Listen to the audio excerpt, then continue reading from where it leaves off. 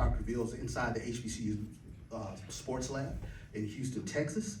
And looking forward to today in terms of this Band of the Year press conference.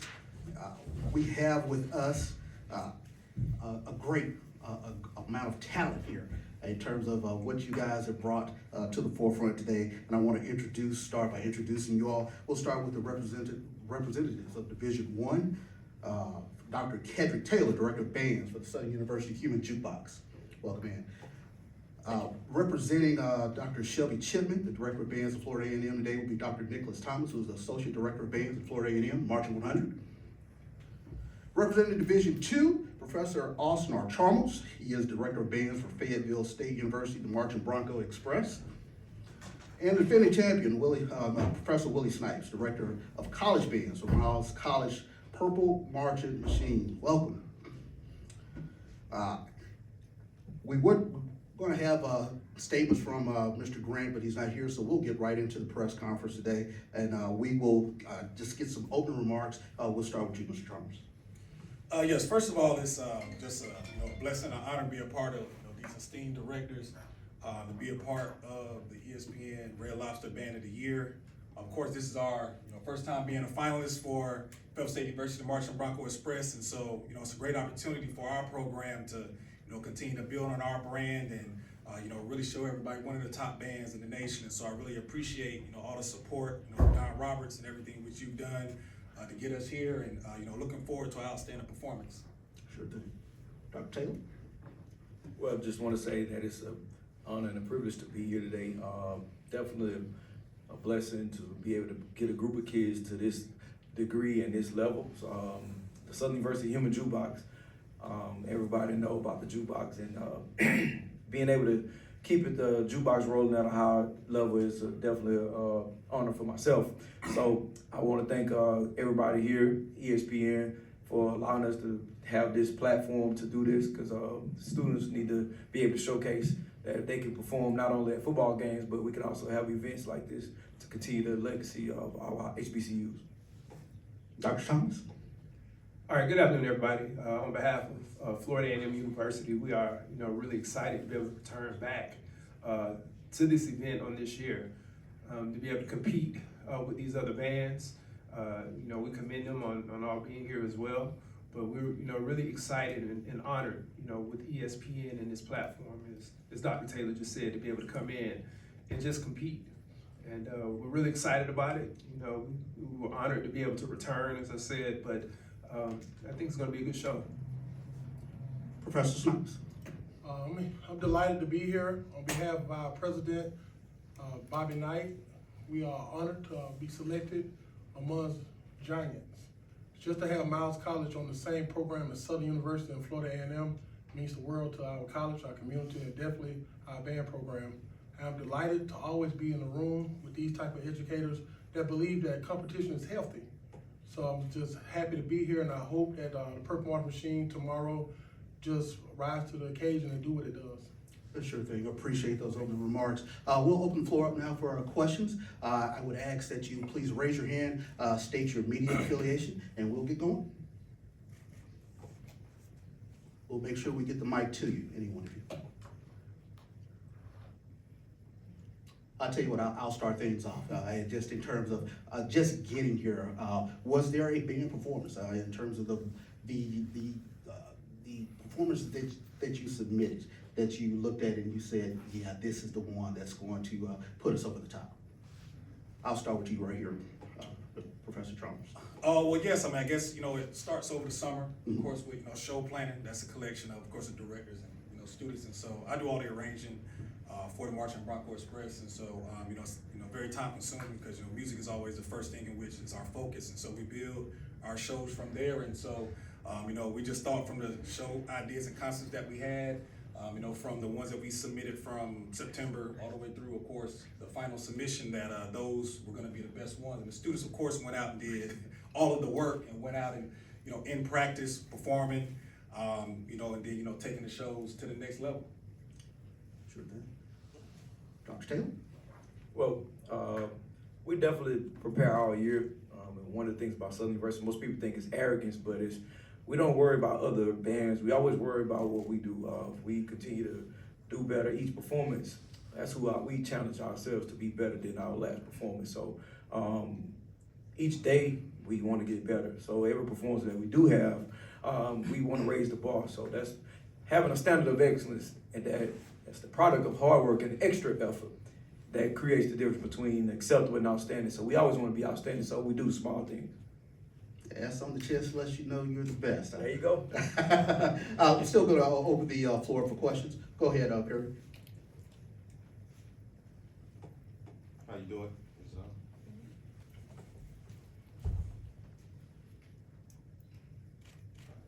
Check. Yeah, okay.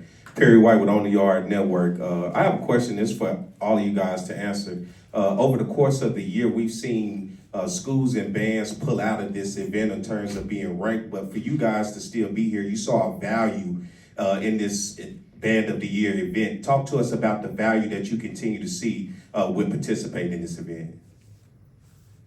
Go ahead. Let me interject, because I was the only band director that made a public statement that I was against those statements that were made. So I would love to talk on this. A lot of people don't understand my situation. So let me tell you this. This event was life-changing for Miles. We haven't had uniforms in over 12 years. So when you see us tomorrow, we'll be in new band uniforms because we participated in this event. Everything that they promised us, it happened, and it happened in a timely manner. And that meant a lot to me. I've never been father to leader. I always been my own man. My dad, Willie Snipes Jr., Willie James Snipes Sr., he taught me to be a man of purpose. So my purpose is different probably than any of these guys on this panel. I don't even have a band room. I don't have a fine arts facility. I don't have the scholarship budgets these guys beside me have. I have to work for what I have. And everything you see the Purple Marching Machine with, I have to figure out ways to create scholarships and fundraisers. So this is more than a contest to me. I don't care about the trophy, bro. I care about my kids getting experiences I didn't get. So I don't talk like them.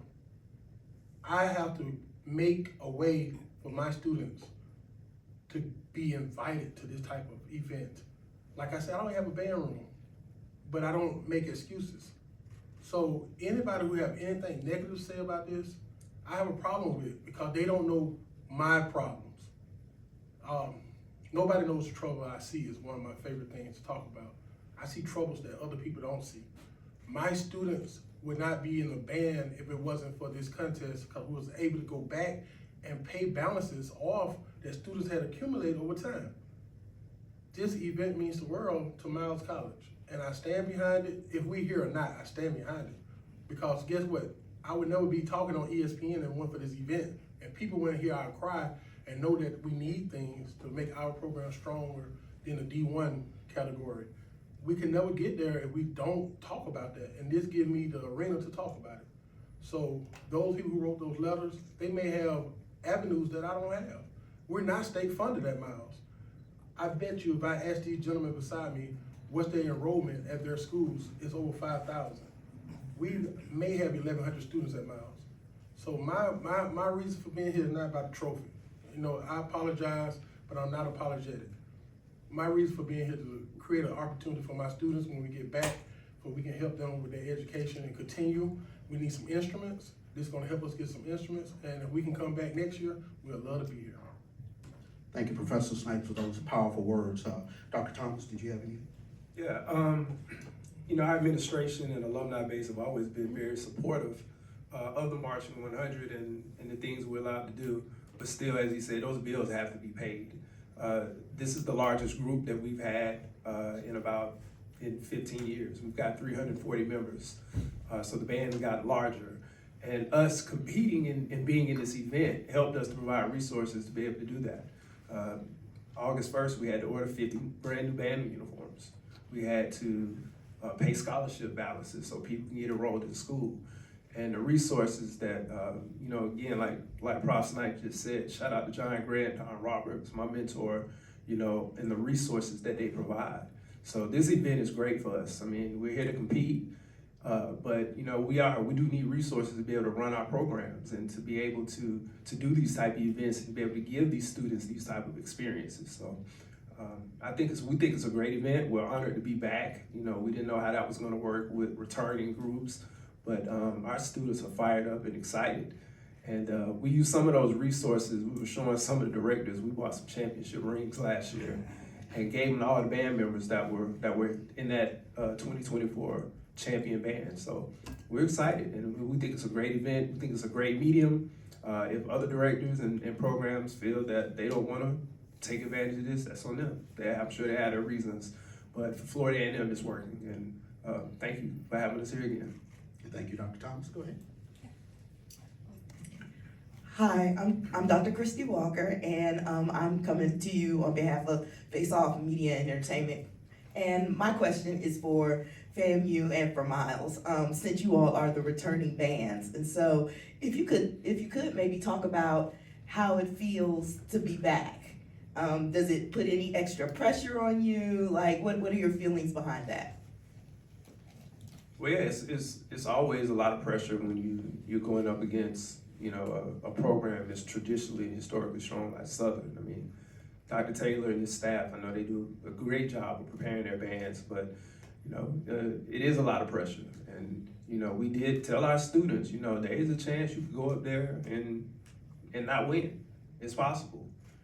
All right, you got to execute. You got to do everything that you've been trained to do and that we've been preparing to do. And we did have that hard conversation with them that they need to understand that. But we're not here to lose. We're here to compete. I think we have a good product, but it is a little pressure, particularly for the students who were in that band last year, who are back for a second, kind of run at this. So it should be fun though. Sure thing. Thank you. Go ahead, Professor Knight. Pressure bust pipes. I think that this is good for Fayetteville State, because as soon as I heard that we was competing against Fayetteville, you ever seen when you get on your computer and you hit where you're trying to go and the history pop up, what you have already watched? If you go to my house, Fayetteville State pops up. I wanted to know where I was going against. And the first thing I said, ooh, look at his band director studio, it look like mine. And I was so impressed with the sound of your band. And I watched the train go down. I said, man, these people really got a train, and they call themselves the Express Band. And I said, man, I can't wait to meet this guy. And when I met you today, I was shocked because you had a tie on. When I saw you with that tie on, I knew it was gonna be all right. I don't never have pressure, because this is what I do. I'm an entertainer. But I will say this: last year when I was sitting here, I just didn't know what to expect. My kids and myself, we had a talk about being comfortable. And when you get comfortable, you definitely lose. So we had to make it uncomfortable. So I changed my entire show. We started practice Sunday, and I changed the entire show. I texted Don Robert. I said, how did you allow me to do this? And he texted me back, I didn't know you were doing it. But I changed my entire show for the kids to be comfortable. And we're gonna just do what we do. We already won. I checked the bank account. We already won. ESPN good, they chase cash. So the win has already happened. And when to see the students' face when they walk through the tunnel, priceless. So I don't have pressure. I'm gonna have fun tomorrow. I'm gonna dance on the sideline. I'm gonna be Willie Snipes tomorrow. Last year I was really uptight, but this year, I've grown to be a little more mature, and I know that it's not just about the trophy. So I'm just gonna have fun, and hopefully my colleagues and I make memories that we can always everlasting remember in our memories. Are there any other questions from the assembled media? Got to take my director of media operations hat off and go to a regular media member to ask this question. This event for you guys is probably the only event that you compete in where there's actual scored competition. The other events that you go in, they are fun. They may be judged by applause or fan vote and everything, but you're actually being adjudicated in this. Talk about the difference in your approach that you may have in your shows from what you may see at halftime or in other events to how you have to approach this being adjudicated, knowing that every move is being scored. And I want to start with the two newbies on this one.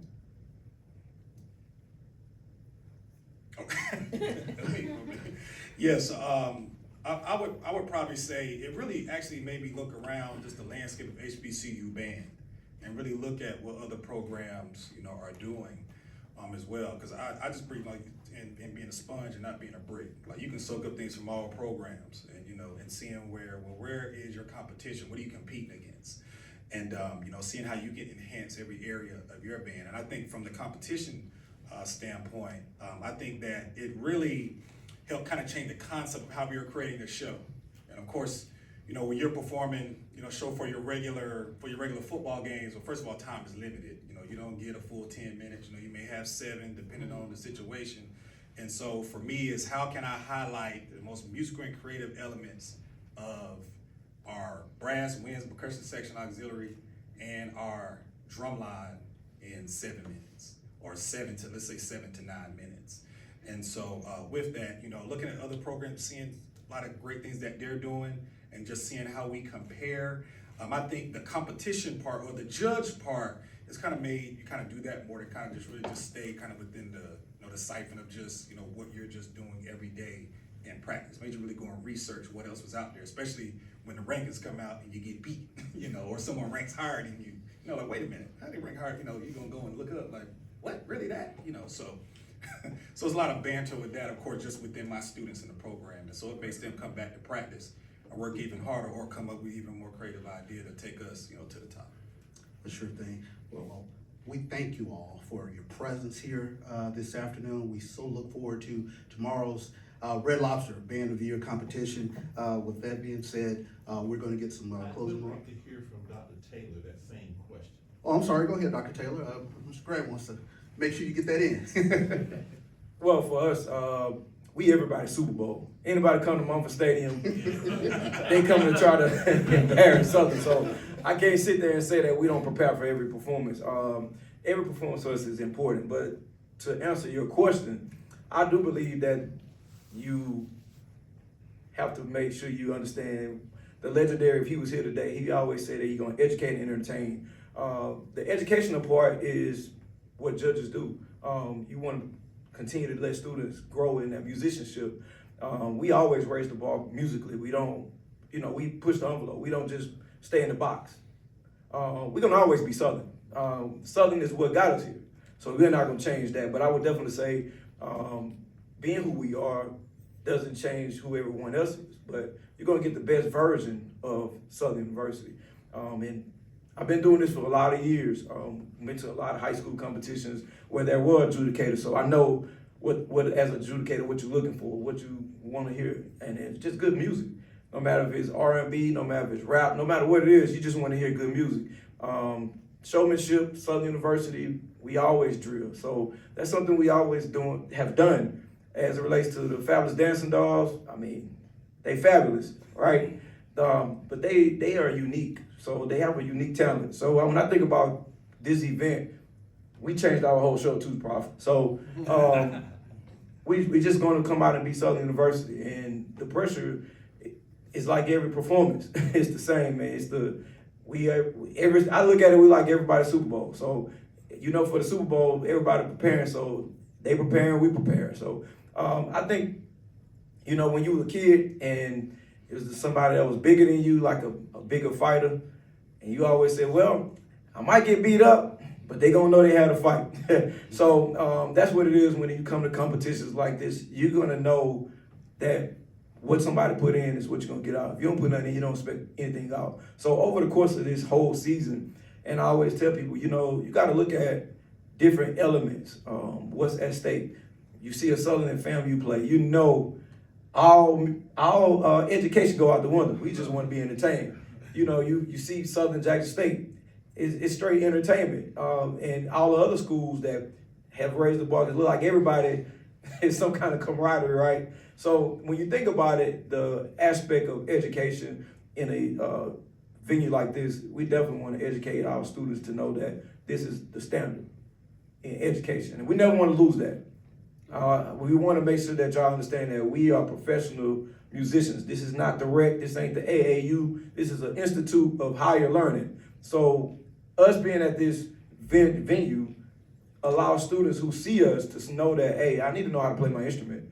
This is just not for recreation. So people take 10% of what they see Southern do, and they think that that's who our program is. Until students come in there and they on a day-to-day, they're like, man, y'all play a lot of music. Yeah, you're gonna play those marches. You're gonna play all of these things, but we also know in certain venues, it's about entertainment.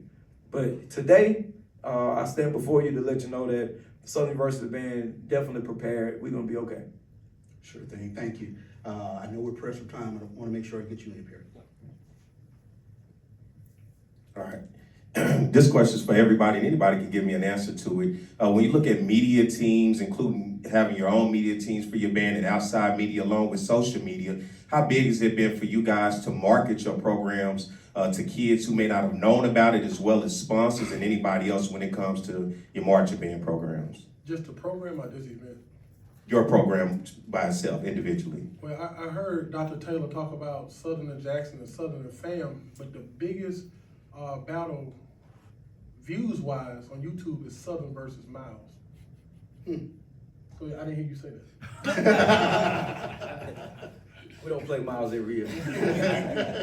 But me and Dr. Taylor are close friends. We're both from Alabama, so I got a lot of respect for Dr. Taylor. But I will say this, when I first saw the Human Jukebox media team, when they first came out, and he's here, it was not fair.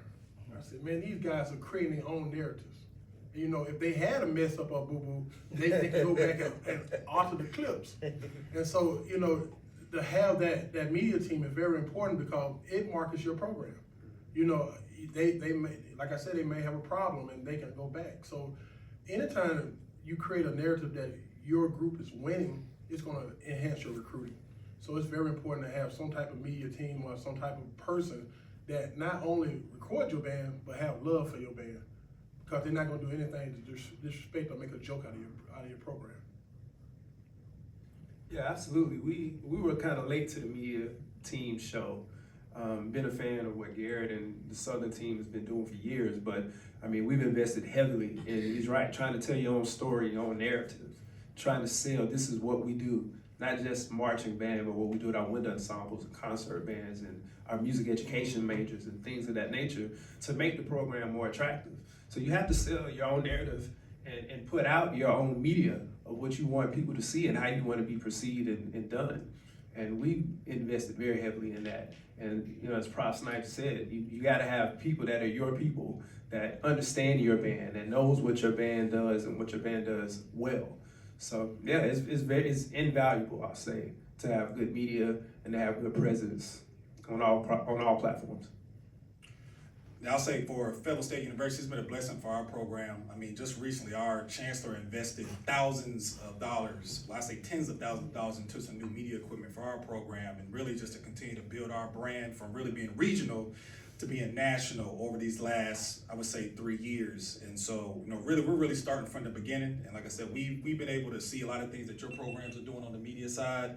And so, you know, we've been kind of picking you all brains kind of in the background. And, you know, so it's been a great opportunity for us to be able to build the Marching Bronco Express brand, our band program, all of our other exceptional ensembles, to continue to push it nationwide, to continue to, you know, show that, you know, we're one of the best programs out here. Thank you all. And Garrett, let me acknowledge your national recognition with regards to what you all have done. Emmy? Sure thing. With that being said, we're looking forward to tomorrow, Red Lobster Band of the Year with regards to what you guys bring from a showmanship standpoint, as well as the excitement you bring on the field. With that being said, we want to bring our executive director of the Espn Cricket Celebration Bowl, the Red Lobster Band of the Year, and the MEAC SWAC Challenge kickoff, Mr. John Green. The floor is yours, sir. Thank you, and let me first say I want to thank all of the media for being here today. And I really want to take my hats off to these gentlemen and their kids. They earned the right to be here. None of this is given. They really had to go and dig it out of the dirt and take it, and that's what they did. The Red Lobster Band of the Year highlights and features excellence, the best bands of that year in the country, and today you're looking at them.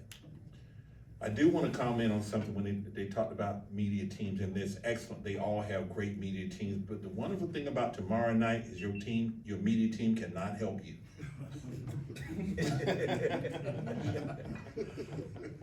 You're gonna have to bring this on your own, live, and in living color.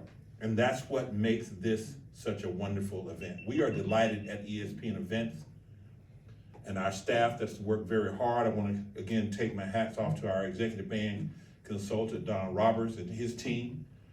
They do a fantastic job for us because they know bands. I'm not a band guy, let me admit that up front and be very clear. But we're smart enough to get people who do know bands. And we've had a lot of conversations with many of you in this room who know bands, and we do listen. But congratulations to you guys. You're on the cusp of something great. Those that have been here know what I mean. Those that are here for the first time will know what we mean. There's nothing like this in America, period. No one is doing this. And so when I'm not gonna say if, when we get this, continue to get it right, and we do, it'll evolve every year. It'll be something a little bit different. It'll be tweaked every year. This is and will be the preeminent band platform in the nation. I guarantee you that. So gentlemen, congratulations. Looking forward to a great show tomorrow. The fans are excited. We're all excited. Our ESPN team, the production crew, I met with them last night. They're excited because, and let me say this, you know why they're excited? Because they don't get to do anything like this. They don't, they produce sporting events, football games, basketball games, baseball games, soccer, etc. And there is a cookie cutter way to do that. And there's a standard way they do that. The producer told me last night, this is his favorite event because he can unleash his creative freedom. It doesn't exist. They're making it as they go. And so you guys are on the forefront of something fantastic.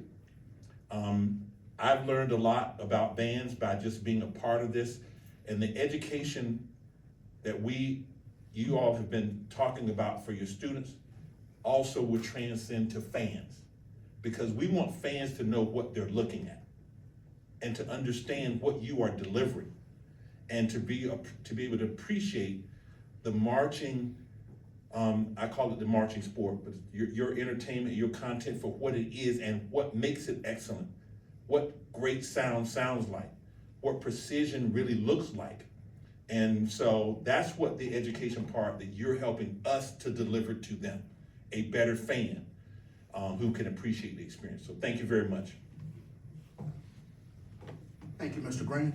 And with that, we'll conclude today's festivities. Look forward to tomorrow night. Gonna be fun. Thank you all. Get some photos together if you don't mind. You guys stand up and get some photos, just, for about 2 minutes. Right in front of the screen, you guys. That'd be great. I'll meet you.